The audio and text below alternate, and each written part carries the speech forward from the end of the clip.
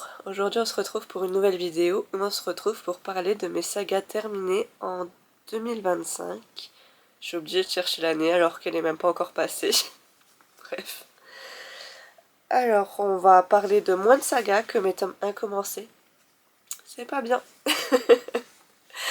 Mais bon, on va essayer de faire mieux l'année prochaine, histoire qu'il y ait 12-12, un truc comme ça. Mais c'est assez compliqué quand même de terminer les sagas de mon côté. Et on commence tout de suite avec Narnia de C.S. Lewis, qui m'a... Il y avait des hauts et des bas, on va dire. Il y a des tomes qui m'ont plu, d'autres pas du tout, d'autres moyens, d'autres... Sachant qu'il y a 7 tomes, le 7e je l'ai détesté. Ah, c'était compliqué le 7e. Il est très court, comme tous les tomes de Narnia sont très courts. Mais vraiment, pour le finir, je me suis un peu accrochée.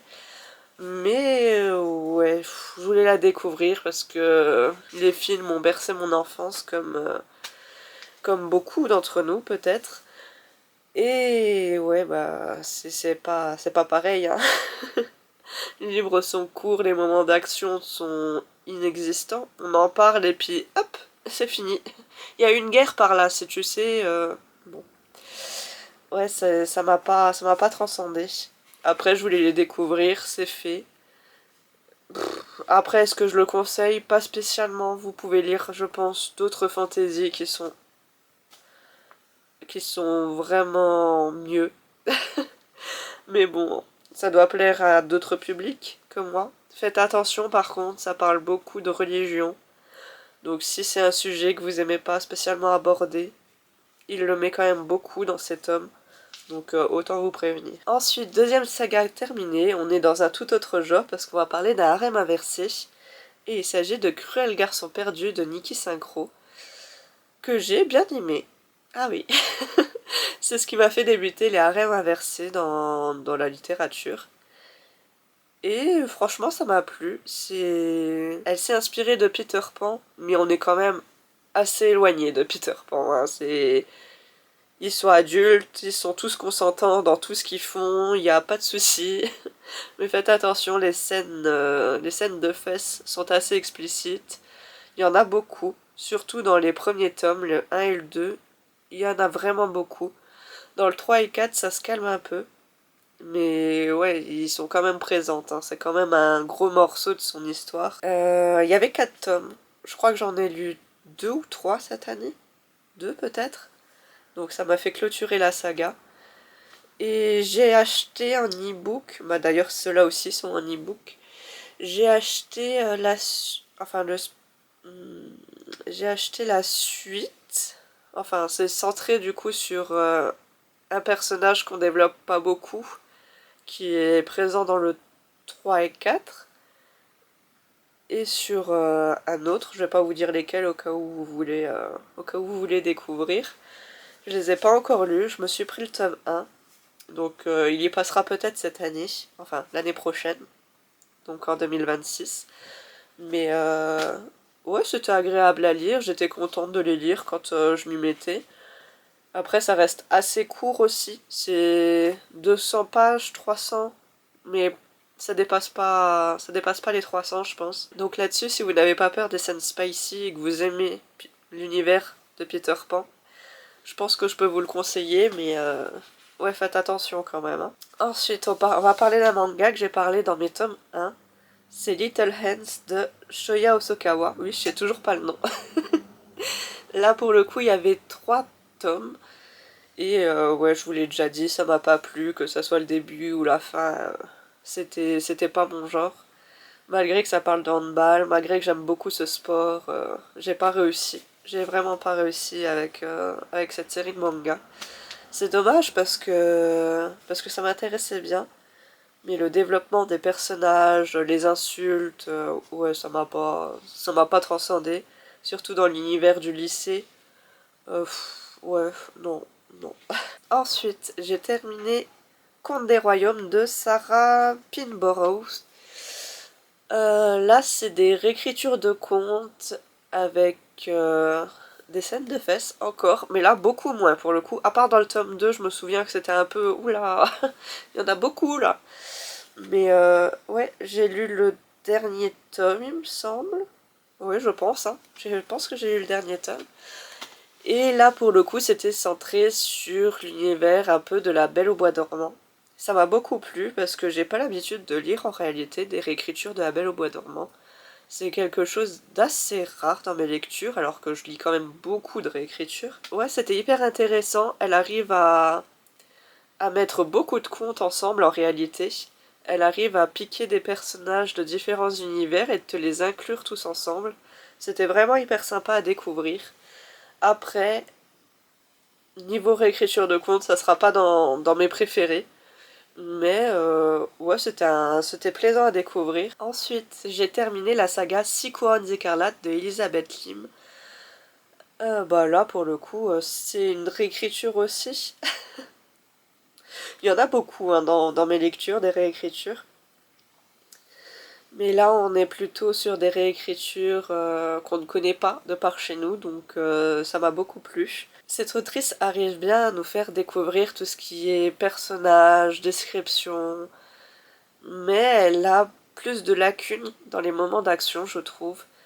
Donc c'était un peu de petit bémol. Soit ça allait trop vite, soit elle décrivait pas assez. C'était un peu flou les moments d'action. Mais les moments un peu plus posés, les moments de description, les moments où il y a juste les personnages qui vivent, c'est très bien fait, c'est vraiment entraînant. J'avais un peu peur au départ du personnage principal et au final je l'ai beaucoup aimé, j'étais un peu triste de devoir la quitter, après toutes ces aventures qu'on a vécues avec elle. J'ai prévu de lire le tome sur Raikama. Donc c'est un personnage dedans, je vous dis pas c'est qui, je vous dis pas c'est quoi.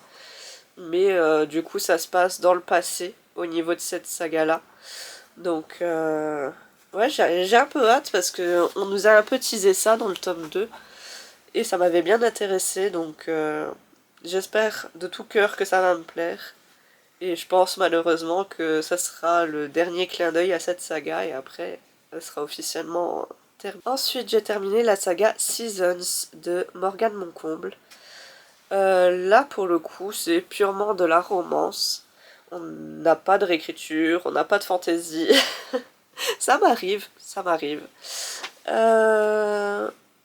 Alors, j'ai moyennement aimé le tome 1, qui se concentre, donc chaque tome se concentre sur une romance d'une protagoniste qu'on découvre au fur et à mesure. Donc c'est 4 amis, et les 4 amis vont vivre leur histoire d'amour de leur côté. J'ai moyennement aimé le tome 1, il m'a pas spécialement plu, j'étais un peu en mode ouh, oui, ok. Le tome 2, j'ai vraiment bien aimé. Je pense que mon personnage féminin... Je pense que mon personnage féminin préféré reste Lily dans toute la saga. Le tome 3, j'ai beaucoup aimé. C'est celui où j'ai eu un coup de cœur. Il était vraiment prenant, il était vraiment bien fait. Les personnages sont adorables, tous les deux. J'ai adoré leur histoire. Et le tome 4, malheureusement, celui qui clôture la saga, m'a moyennement plu aussi. Ce n'est pas mon préféré, même si je le préfère quand même au tome 1. Mais ouais, les thèmes abordés, le couple, j'étais pas spécialement convaincue. Mais ouais, petite saga romance basée sur les saisons. On commence par l'automne et on finit par l'été. Donc ouais, c'est hyper sympa à découvrir. Je les ai lus pour le coup en raccord avec les saisons. Ensuite, une autre saga de romance, mais pour le coup plus sombre. Je vous en ai déjà parlé dans plusieurs updates.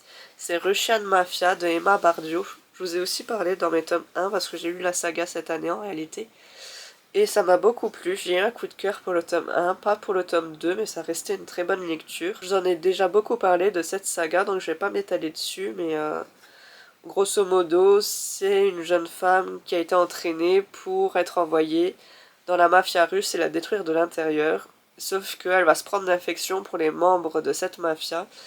Et ça va peut-être un peu compromettre ce qu'elle devait faire à la base. Donc voilà, grosso modo, il faut aimer l'univers de la mafia et une romance assez torturée. Et la dernière saga, en réalité, c'est ma lecture en cours. Comme la dernière fois dans les tomes 1, j'avais le tome 1 en cours, mais c'est la saga éternelle de Alyson Noël. Alors, celle-là aussi, j'en ai beaucoup parlé. Je ne l'aime pas, mais j'avais acheté tous les tomes d'un coup que j'avais trouvé en brocante, il me semble. Je pense. En tout cas, c'était d'occasion, je les avais pas achetés neufs. Et ouais, ça m'a pas transcendé. On est ici sur des immortels. On est aussi au niveau du lycée. Bref, c'est ah, c'est compliqué. J'aime pas le personnage principal féminin. J'aime pas le personnage principal masculin. J'ai eu beaucoup de mal avec j'ai eu beaucoup de mal avec les personnages secondaires.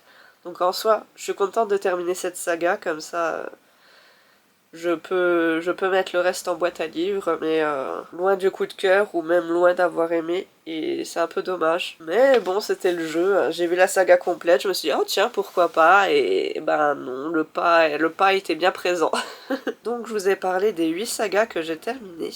J'aimerais bien augmenter un peu le nombre et passer à 12 du coup en 2026. Comme ça, j'aurai autant de tomes 1 que de tomes terminés, ça serait vachement bien quand même. Est-ce que vous êtes du genre à terminer vos sagas tout de suite en lisant tous les tomes? Est-ce que comme moi, vous laissez un peu de temps entre chaque tome pour pouvoir apprécier la saga ou non d'ailleurs? La semaine prochaine, donc juste avant Noël, il n'y aura pas de vidéo le mardi parce qu'on part quelques jours en vacances et du coup, j'aurai absolument pas le temps d'en filmer une nouvelle. Il y en aura une du coup après Noël, le mardi d'après, qui sera très certainement ma pile à lire de janvier. Donc sur ce, je vous dis à bientôt!